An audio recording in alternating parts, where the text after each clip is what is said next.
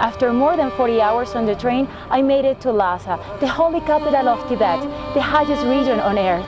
It used to be one of the most secluded and isolated places on earth, but now it's open to the world, and I'm ready to explore it and see what this mystic place is all about.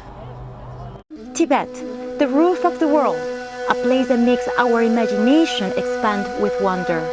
A mystic land of striking landscapes and deep spiritual devotion, the home of Tibetan Buddhism, but also a place that has been center of controversy and political revolt.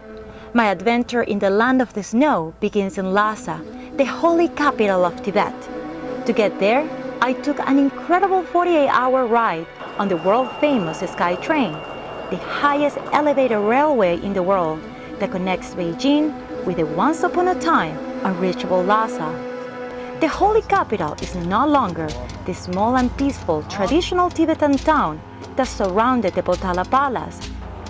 Lhasa today is a modern city that at first glance looks more Chinese than Tibetan.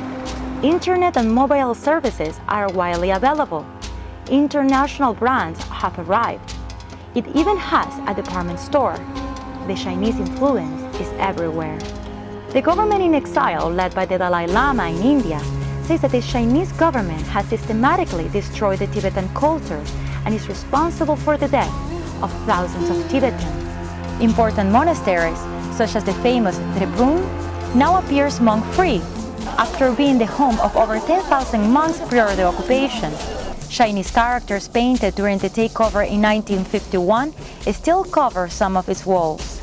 Beijing takes responsibility for the abuses committed during the Cultural Revolution, but points out that there have been major improvements in healthcare, education, and infrastructure in Tibet under its control. Despite development and improvement of basic services, Tibetans are vocal with foreigners about a common dream, a free Tibet, the one the Dalai Lama back in their homeland. The uprising in 2008, just before the Olympics, has triggered the repression of Tibetans until today. In every corner, Chinese security forces closely watch the Tibetan population at all times. Despite the tension on the street, there is something magical about Lhasa, something that seems undisturbed by politics or affected by modernity. It is the deep and undeniable spirituality of the Tibetans. Buddhism permeates every aspect of their lives, thumbing prayer beads, holding prayer wheels of all sizes, and muttering mantras. Hundreds of pilgrims from all corners of Tibet come daily to Lhasa, some of them walking and others crawling from distant towns of the Tibet Autonomous Region.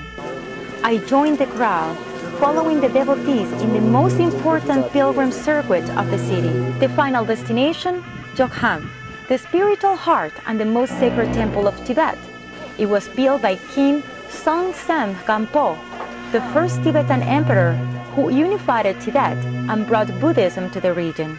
The entrance of this holy site faces the Bakhor Square, the center of the Tibetan Quarter, a combination of an outdoor sanctuary for prayers and a shopping hub where you can find anything from prayers and jewelry to antiques and clothing. Although the most important, it is not the only pilgrimage destination in Lhasa. Soaring from the hill into the sky, the Potala Palace is the most important landmark of Lhasa.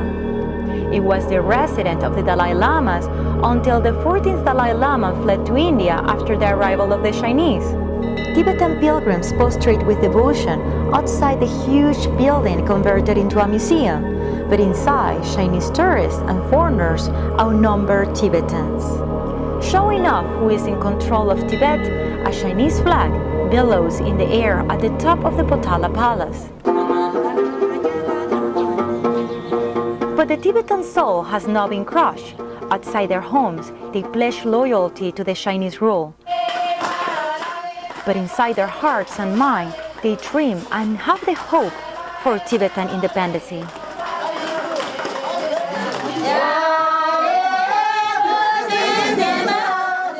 And with resilience, they protect their culture and tradition. Despite repression and hardships, Tibetans are welcoming, always with a smile on their enigmatic faces.